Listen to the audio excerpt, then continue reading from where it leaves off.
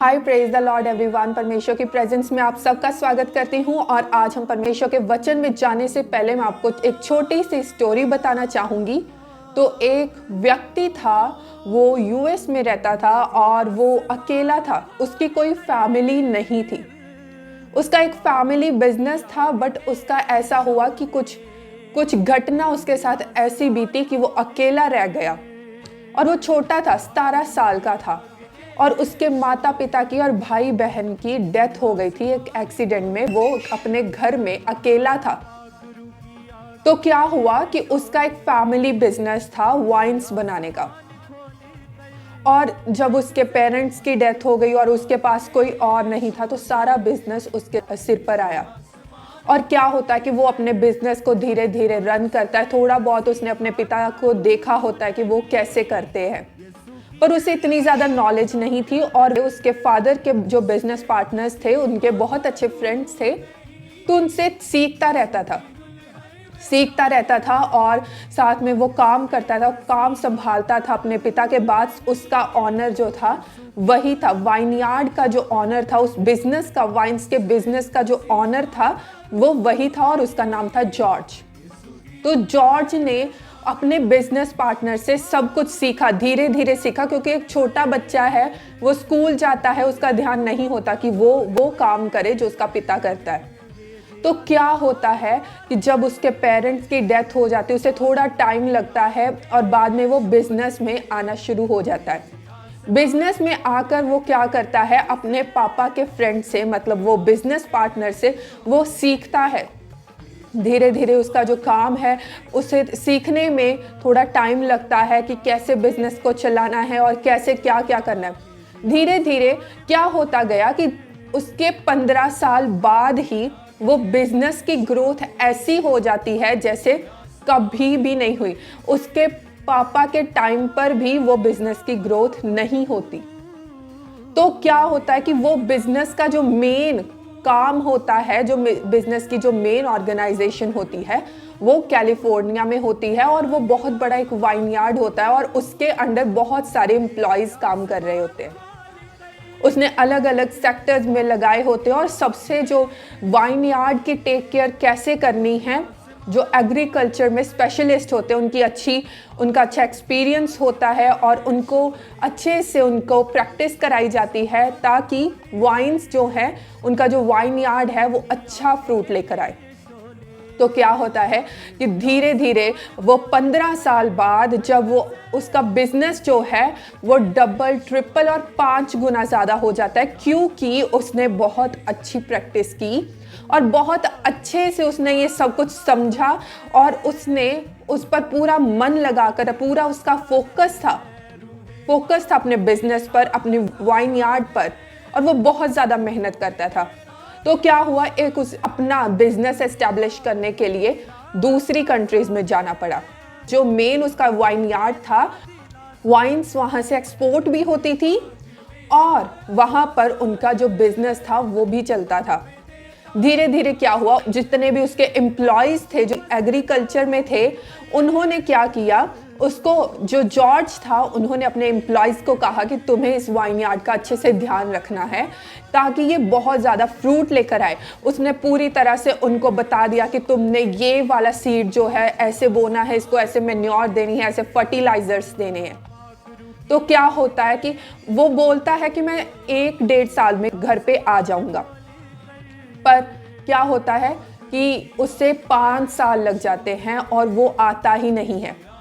तो जो उसके एम्प्लॉयज होते हैं, वो पूरी तरह से, क्या होता है कि उनको सैलरी भी मिल रही है, सब कुछ मिल रहा है, सारा सब कुछ अच्छे से हो रहा है, पर अभी क्या हुआ कि जब वो 1.5-2 साल बाद उन्होंने इंतज़ार किया जॉर्ज का, और उनका जो एम्प्लॉयर है वो वहाँ पर नहीं आया।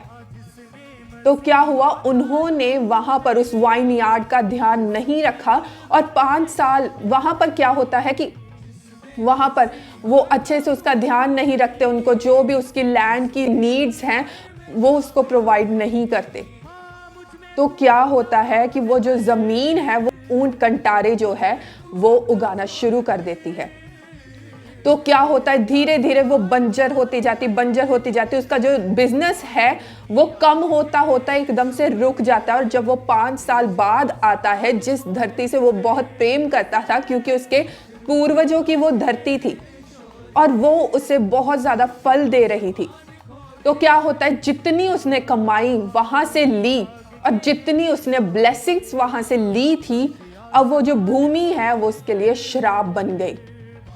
उसके ऊपर कर्जा आना शुरू हो गया। जब उसने 5 साल बाद आकर देखा तो वो जमीन पूरी बंजर थी और उस पर कर्जा आना शुरू हो गया। कर्जा आ गया और वो कर्जे के नीचे पूरी तरह से डूब गया।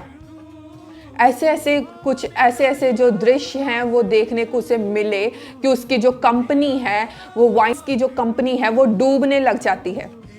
तो क्या होता है कि वो जब आकर देखता है कि मैं देखूं क्या हो रहा है यहाँ पर, क्यों मेरा बिजनेस जो है ऐसा चल रहा है, क्योंकि उसने जैसा छोड़ा था उस जमीन को वो वैसी नहीं रहती। जब वो वहां पर पहुंचता है तो वो देखता है कि ये अभी यहाँ पर एक भी वाइन नहीं लगी, ये फ्रूटफुल नहीं रही। क्या हुआ कि वो जमीन जो है वो बंजर बन गई।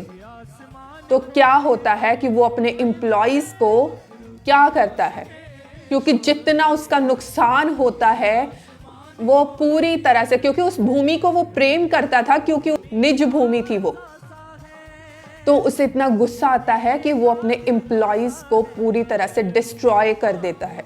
तो हम अगर परमेश्वर के वचन में देखें कि वो लैंड का ऑनर कौन था, जॉर्ज।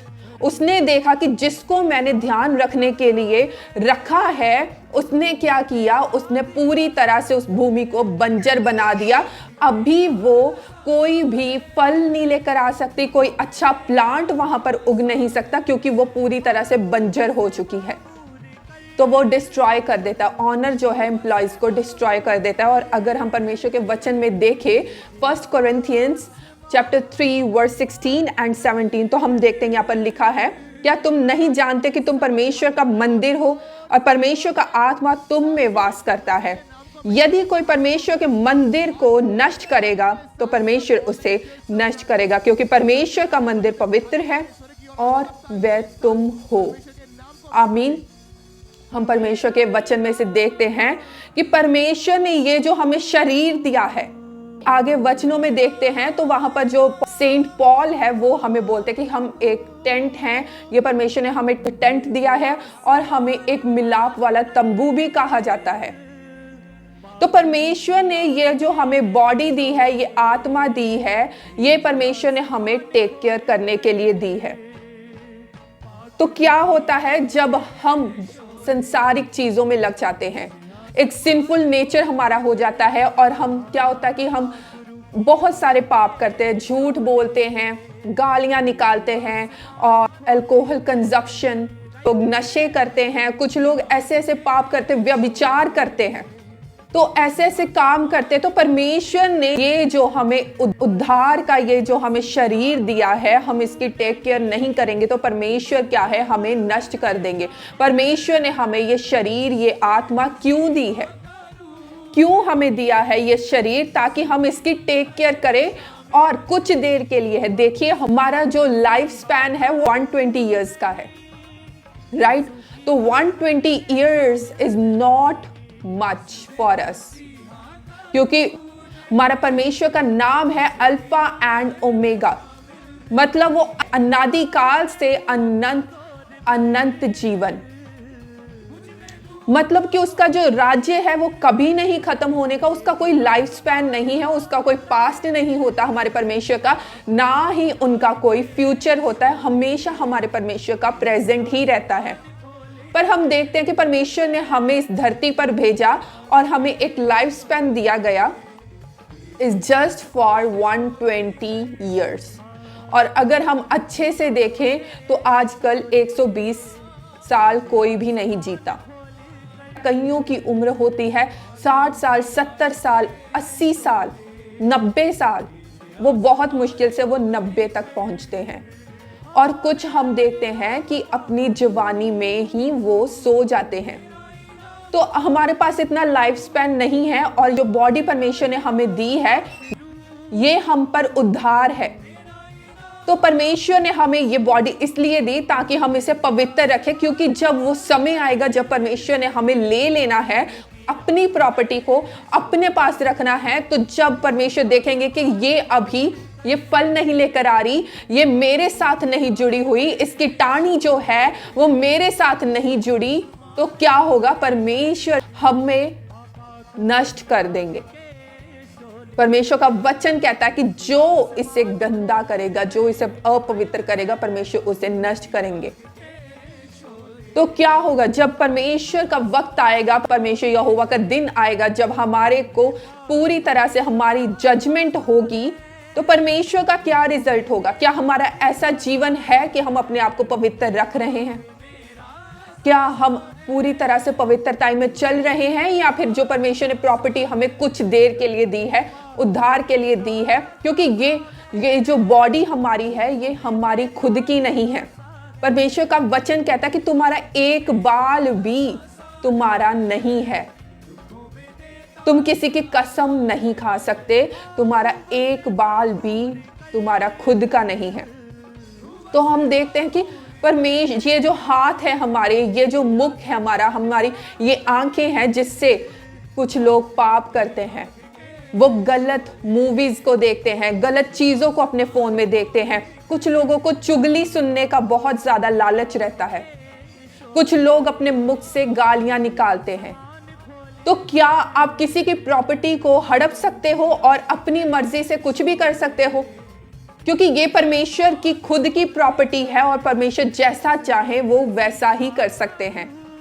अगर परमेश्वर के आने में देरी हो रही है, अगर परमेश्वर आपको जज नहीं कर रहे, तो इसका मतलब ये नहीं है कि वो आएंगे नहीं और आपकी जजमेंट कभी होगी ही नहीं।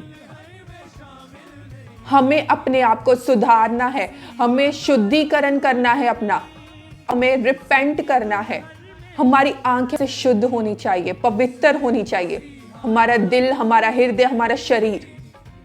हम जब सुबह प्रार्थना करते हैं तो परमेश्वर को बोले कि परमेश्वर हमें पवित्र कीजिए, परमेश्वर हमें शुद्ध कीजिए, परमेश्वर से माफी मांगे और जैसा परमेश्वर चाहते हैं वैसा ही चले। और जैसा परमेश्वर का चाल चलन था यीशु मसीह का, हम वैसे ही चले। क्या यीशु मसीह इस धरती पर नहीं आए थे? क्या यीशु मसीह इस पाप भरी दुनिया में रहकर पवित्रता में नहीं रहे? ये एक बड़ा काम नहीं है, it's not a big deal.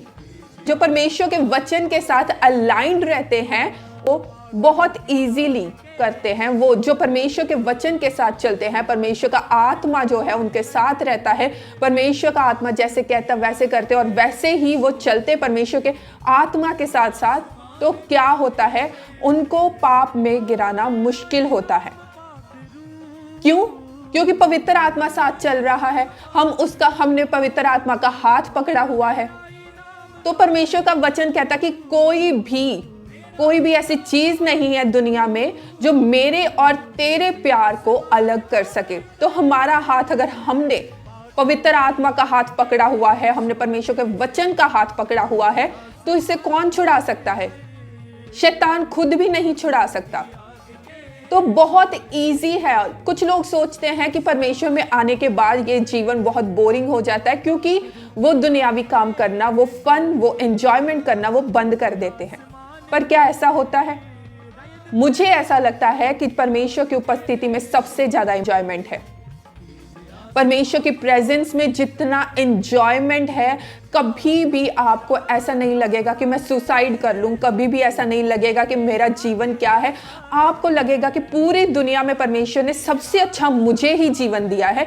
सबसे वैसे लक जो है हमारे क्रिश्चियंस के लिए नहीं बना, तो पर आपको लगेगा कि शायद सबसे ज्यादा लकी ही मैं हूं, क्योंकि मेरे पास ऐसा परमेश्वर है जिसकी प्रेजेंस को मैं महसूस कर सकता हूं, उसकी आवाज को मैं सुन सकता हूं और उसको मैं देख भी सकता हूं।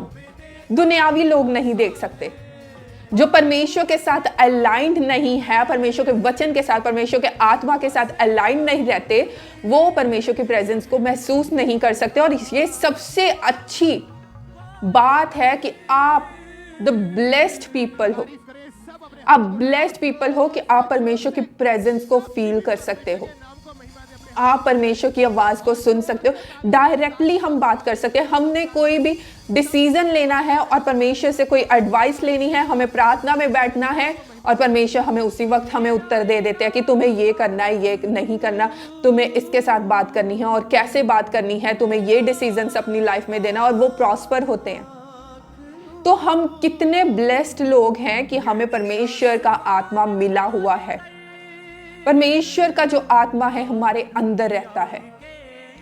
जब हम पवित्रता में चलते हैं तो परमेश्वर का आत्मा भी हमारे अंदर रहता है, क्योंकि हम पूरी तरह से उसके साथ अलाइंड हो जाते हैं और हम एक हो जाते हैं, उसके साथ हमारी संगति हो जाती है। और ऐसा नहीं है कि दो लोग हैं, वो दोस्त हैं और अलग अलग हैं, नहीं, पवित्र आत्मा हमारे अंदर रहना शुरू कर जाता है। पर वो सिर्फ तभी रह सकता है, पवित्र आत्मा हमारे अंदर, अगर हम पाप में ना गिरे। अगर ये जो मंदिर है ये गंदा होगा, इस मंदिर में पाप हो रहा है, यहाँ पर शराब पी जा रही है, यहाँ पर झूठ है, यहाँ पर चोरी है, यहाँ पर व्यभिचार है, तो पवित्र आत्मा यहाँ पर नहीं वास कर सकता, इतनी गंदी जगह पर वास नहीं कर सकता। पवित्र आत्मा वहां पर रहता है जहां पर एक पवित्र जगह होती है। अगर हम ड्यूट्रॉनमी में देखें तो वहां पर हम देखते हैं कि जब वो मिलाप वाला तंबू बनता है तो परमेश्वर ने बहुत सारे रूल्स एंड लॉज बनाए कि परमेश्वर कहते हैं कि इसको साफ रखना है, इसको पवित्र करना है। और देखिए, हम देखते हैं सबसे बड़ी चीज कि जो महायाजक है वो भी साल में सिर्फ एक बार ही जाता था और उससे भी पहले प्यूरिफिकेशन के प्रोसेस से जाना पड़ता था। कितना ये साफ होना चाहिए। परमेश्वर का आत्मा, परमेश्वर का वचन हमसे कितनी प्यूरिफिकेशन मांगता है, कितनी होलीनेस मांगता है। अगर हम परमेश्वर के मंदिर को नष्ट करेंगे, पाप से नष्ट करेंगे, तो परमेश्वर क्या करेंगे? परमेश्वर हमें नष्ट कर देंगे। हम अभी तक इतने पवित्र नहीं हुए हैं।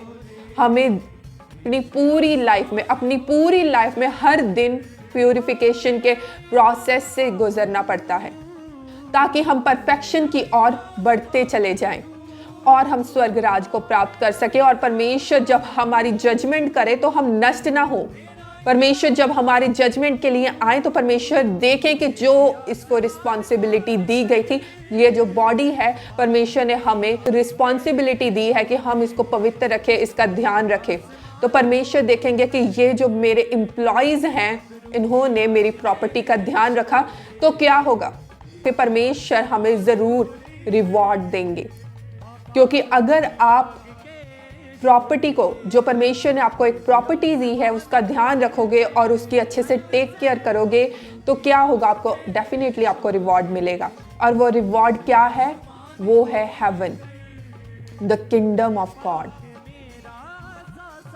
तो परमेश्वर चाहते हैं कि हम अपने आप को पवित्र करें। जितनी भी आपके अंदर कोई भी कमियां हैं, आप परमेश्वर से माफ़ी मांगिए और परमेश्वर से मदद मांगिए कि परमेश्वर, जो ये बॉडी है परमेश्वर आपने मुझे दी, आप परमेश्वर से मदद मांगिए कि परमेश्वर मुझे पवित्र बनाइए, जैसे आप हो मैं वैसा बनना चाहता हूँ। तो परमेश्वर ज़रूर आपकी मदद करेंगे, क्योंकि वो चाहते हैं कि आप पवित्र होते जाओ। वो चाहते हैं कि आपके अंदर वो वास कर सके, वो रह सके। ये एक कंडीशन है कि पवित्र आत्मा जो है उसी जगह पर रहता है, उसी मंदिर में रहता है जो पवित्रताई में होता है, जहाँ पर पवित्रताई होती है, जहाँ पर वचन होता है। यहाँ पर सबसे पहले प्रायोरिटी होलीनेस को मिलती है और वचन को मिलती है। तो ये एक प्रूफ है कि पवित्र आत्मा सबको नहीं मिलता। हाँ, सहायता के लिए परमेश्वर ने कहा कि मैं तुम्हारी सहायता के लिए पवित्र आत्मा छोड़कर जाता हूँ, वो तुम्हारे साथ साथ रहेगा। पर परमेश्वर का वचन जो है यहाँ पर कहता है कि पवित्र आत्मा तुम में वास करता है। जो इसे नष्ट करेगा, जो इस मंदिर को नष्ट करेगा, परमेश्वर उसको नष्ट कर देंगे। जो पवित्रता में नहीं चलते, परमेश्वर ने उनके साथ भी अपने एंजल्स छोड़े हुए हैं। हर एक के पास, इस दुनिया में हर एक जन के पास एंजल है। परमेश्वर ने स्वर्गदूतों को लगाया हुआ है, तो पवित्र आत्मा उनकी मदद करता है। परमेश्वर के एंजल्स उनकी सेवा में हमेशा हाजिर रहते हैं। पर जिनके अंदर पवित्र आत्मा रहता है वो कुछ और लोग होते हैं। बहुत लोग मुझे कहते हैं कि सिस्टर पवित्र आत्मा वचन में लिखा है कि वो तो हमारे साथ ही रहता है, और आप बता रहे हो कि पवित्र आत्मा आपको कब मिलेगा और कैसे मिलेगा, ये सब ऐसे ऐसे क्वेश्चंस करते हैं। पर ये मतलब नहीं है साथ चलना और अंदर रहना। समझ लीजिए कि एक चर्च है, वहां पर पवित्रताई नहीं चल रही, और पवित्रताई में वो पूरी तरह से नहीं है जैसे वो बाइबल में लिखा हुआ है वैसे नहीं है, वो पूरी तरह से बाइबल को फॉलो नहीं कर रहा, और कुछ ना कुछ वहां पर हो रहा है जो पूरी तरह से बाइबल के अकॉर्डिंगली नहीं है। तो पवित्र आत्मा बाहर है पर अंदर तो नहीं काम कर रहा।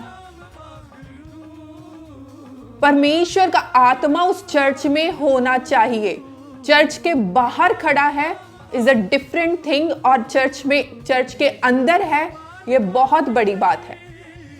तो ये डिफरेंस है कि आपके अंदर पवित्र आत्मा होना और आपके साथ पवित्र आत्मा होना इज अ डिफरेंट थिंग। आप इसको अच्छे से समझ लीजिए कि आपको पवित्र आत्मा चाहिए, आपके अंदर चाहिए, साथ तो वो है ही। वो दुनिया के अंत तक, यीशु मसीह ने कहा कि अंत तक आपके साथ रहेगा। और परमेश्वर का वचन यहाँ पर 1 कोरिन्थियंस में कह रहा है कि आपके अंदर परमेश्वर का आत्मा वास करता है। तो हम परमेश्वर के मंदिर है, हमें पवित्र आत्मा की जरूरत है कि वो हमारे अंदर रहे, ताकि दुनियावी जो भी इच्छाएं हैं हम उनको ओवरकम कर सके। परमेश्वर का आत्मा कहता है कि जो तुम्हारे अंदर है वो उससे बड़ा है जो दुनिया के अंदर है। तो जब हमारे अंदर पवित्र आत्मा होगा, हम जिस चीज के लिए प्रार्थना करेंगे, हम चाहे जो भी करें, वो प्रॉस्पर होगा ही होगा। तो हमें पवित्र आत्मा की बहुत जरूरत है, हमें पवित्रताई की जरूरत है। पवित्र आत्मा तब ही आएगा जब अपने आप को आप शुद्ध करोगे, साफ करोगे। और जब आपके अंदर पवित्र आत्मा आ जाएगा, अपने आप मिरेकल्स होंगे, अपने आप हीलिंग होगी, अपने आप डिलीवरेंस होगी। कोई नहीं आपको कह सकता कि ये कैसे हो रहा है, ये मिरेकल्स कैसे हो रहे हैं, बाइबल में तो ऐसा लिखा नहीं है, बाइबल में ऐसे नहीं है, ऐसे नहीं है, कुछ भी नहीं। जब आपके अंदर पवित्र आत्मा होगा तो अपने आप चमत्कार होते जाएंगे, क्योंकि आपके अंदर जो है वो उससे बड़ा है जो इस दुनिया के अंदर है। तो हम अपने आप को शुद्ध करते जाएं, पवित्र करते जाएं, ताकि पवित्र आत्मा हम में वास करे, और वो वास करता ही रहे, हमें कभी छोड़कर ना जाए, हमारी बॉडी को छोड़कर ना जाए, इस मंदिर को छोड़कर ना जाए। आज हमें शुद्धिकरण की जरूरत है। तो परमेश्वर इन वचनों से आप सबको आशीषित करे। आमीन।